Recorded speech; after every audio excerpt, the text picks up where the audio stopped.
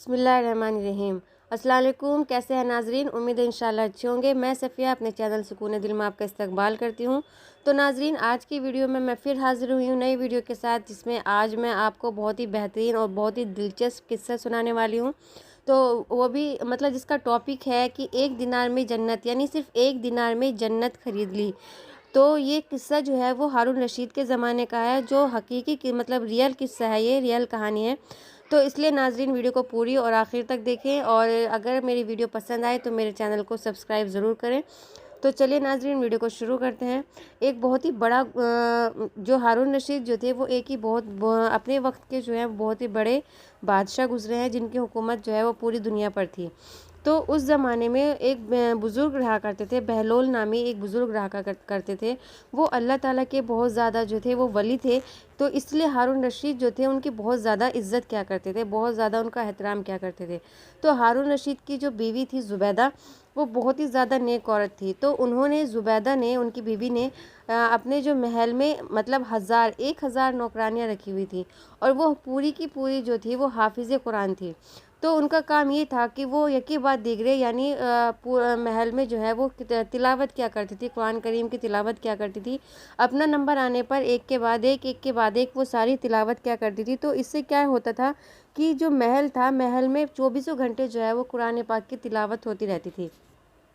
ایک مرتبہ ہارون رشید اپنی بیوی زبیدہ کے ساتھ دریا کے کنارے پر ٹہل رہے تھے۔ تو انہوں نے دیکھا کہ وہی بزرگ، یعنی بہلول نامی جو بزرگ ان کے وقت میں تھے، تو وہ جو تھے وہ مٹی کے ایک دریا کے کنارے پر بیٹھے ہوئے ہیں۔ تو انہوں نے اس وقت وہ دریا کے کنارے پر بیٹھے ہوئے مٹی سے جو ہے وہ ایک گھروندہ ٹائپ، یعنی چھوٹا سا جو مٹی سے بچے بناتے ہیں نا، گھر بناتے ہیں، تو چھوٹا سا گھر اس طرح سے بنا رہے تھے۔ تو انہوں نے، ہارون رشید نے ان سے پوچھا، پہلے تو ان کو سلام کیا، تو انہوں نے ان کا جواب دیا۔ تو سلام کرنے کے بعد انہوں نے ان سے کہا کہ آپ کیا کر رہے ہیں؟ تو ان سے بزرگ نے کہا کہ ریت میں گھر بنا رہا ہوں۔ تو ہارون رشید نے ان سے کہا کہ تم کس کے لیے آپ یہ گھر بنا رہے ہو؟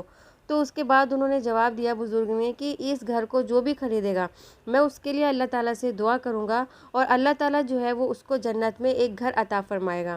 تو ہارون رشید نے پوچھا کہ اس گھر کی قیمت کیا ہے؟ تو انہوں نے کہا کہ صرف 1 دینار ہے۔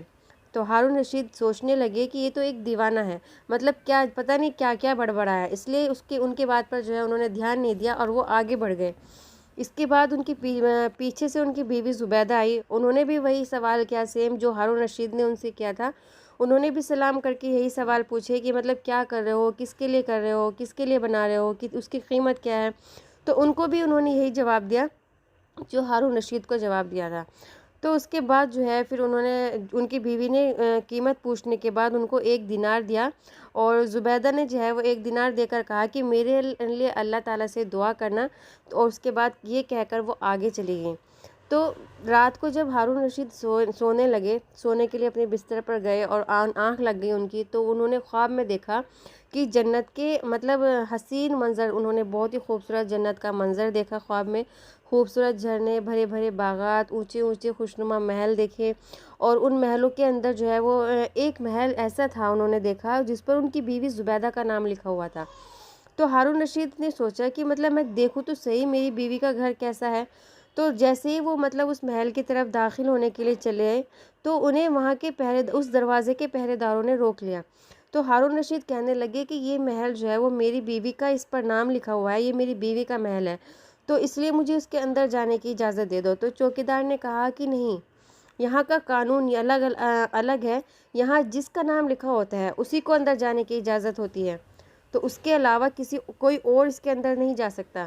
تو جب چوکیدار نے ہارون رشید کو پیچھے دھکا دیا، تو ہارون رشید کی اس سے نیند کھل گئی، اور وہ جاگنے پر انہیں یقین ہو گیا کہ وہ جو بزرگ کہہ رہے تھے وہ سچ کہہ رہے تھے، یعنی انہوں نے زبیدہ کے لیے دعا کی ہوگی۔ تو زبیدہ نے جب ان کو 1 درہم دیا، انہوں نے ان کے لیے دعا کی ہوگی، تو اللہ تعالیٰ نے اس سے جو ہے وہ جنت میں ان کے لیے ایک محل تیار کر دیا، اور خود پر انہیں افسوس ہوا کہ کاش تو بھی اس کام کو کر لیتا، تو آج تیرے لیے بھی جنت میں گھر ہوتا۔ تو وہ ساری رات اسی بے چینی میں رہے، یہی افسوس کرتے ہوئے ان کی رات گزر گئی۔ تو اس کے بعد جب ان کی صبح ہوئی تو صبح اٹھتے ہی وہ پھر دریا کے کنارے گئے۔ انہوں نے سوچا کہ وہی شخص اگر مطلب پھر بیٹھے ہوں گے تو میں ان سے پھر 1 دینار میں جو ہے وہ ان کا ایک گھر خرید لوں گا، تو اللہ تعالیٰ جو ہے وہ میرے لیے بھی گھر بنا دے گا جنت میں۔ تو اس کے بعد وہ پھر وہاں پر گئے تو انہوں نے دیکھا کہ وہ بزرگ وہاں پر پھر بیٹھے ہوئے ہیں۔ تو انہوں نے وہی سوال دہرائے جو انہوں نے کل ان کے ساتھ دہرائے تھے، آپ کیا کر رہے ہیں، آپ ریت میں کس کے لیے گھر بنا رہے ہیں، کیوں بنا رہے ہیں؟ تو اس طرح سے جو ہے انہوں نے پھر وہی جوابات دیے کہ مطلب میں ریت میں گھر بنا رہا ہوں، اور جو اس گھر کو خریدے گا میں اس کے لیے جو ہے وہ اللہ تعالیٰ سے دعا کروں گا، اور جنت میں جو ہے وہ اس کے لیے اللہ تعالیٰ ایک گھر اس کو عطا فرمائے گا۔ تو ان کی بات سن کر پھر انہوں نے ان سے قیمت دریافت کی کہ اس گھر کی قیمت کیا ہے۔ تو انہیں تو ایسے ہی لگ رہا تھا کہ مطلب ان کی قیمت جو ہے وہ پھر وہی ہوگی کل کی طرح 1 درہم بتائیں گے، اور پھر وہ 1 درہم لے کر پھر سے مطلب اس چیز کو جو ہے وہ خرید لیں گے۔ لیکن جب انہوں نے ان کی قیمت پوچھی تو انہوں نے کہا کہ اس کی قیمت جو ہے پوری دنیا کی بادشاہی ہے۔ اب ہارون رشید مطلب تھوڑے سے مطلب یہ ہو گئے کہ اتنی زیادہ قیمت تو میں نہیں دے سکتا، کل تو آپ نے کچھ اور اس کی قیمت بتائی تھی، آج پوری دنیا کی بادشاہی آپ اسے مانگ رہے ہیں۔ تو اس وقت بہلول نامی جو بزرگ تھے انہوں نے بہت ہی بہترین جواب دیا ناظرین، کہ بادشاہ سلامت کل بن دیکھے معاملہ تھا، اور آج جو ہے وہ آپ اس کو دیکھ کر آئے ہیں، آج دیکھا ہوا معاملہ ہے۔ کل بنا دیکھے جو ہے وہ سودا جو ہوا تھا وہ بنا دیکھے ہوا تھا، اس لیے راستہ جو ہے وہ سستا مل رہا تھا، اور آج چونکہ آپ جنت کو دیکھ کر آئے ہیں، خواب میں دیکھ کر آئے تھے نا وہ، اس کے بعد ہی تو انہوں نے مانگا تھا، تو آج چونکہ آپ دیکھ کر آئے ہیں اس لیے اب اس کی قیمت جو ہے وہ زیادہ دینی پڑے گی۔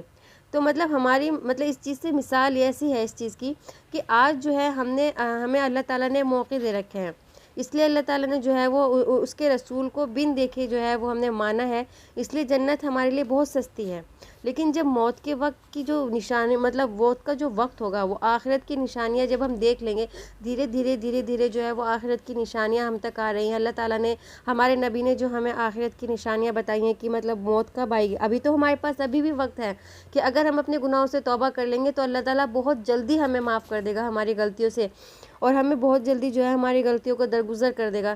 لیکن جو آگے آگے جیسے ہی وقت گزرتا جائے گا مطلب ویسے ہی قیامت کی نشانیاں قریب آتی چلی جائیں گی، تو اسی معافی مانگنی اتنی ہی زیادہ مشکل ہوتی جائیں گی، جتنی زیادہ آسان آج ہے ہمارے لیے اتنا ہی زیادہ مشکل ہمارے لیے آگے بڑھتے وقت میں ہوتا رہے گا۔ اس لیے بہتر یہی ہے کہ ہم آج ہی جو کچھ کرنا ہے مطلب اللہ تعالیٰ سے توبہ کریں، آج ہی اپنے تمام غلطیوں کو جو ہے وہ ہم چھوڑ دیں۔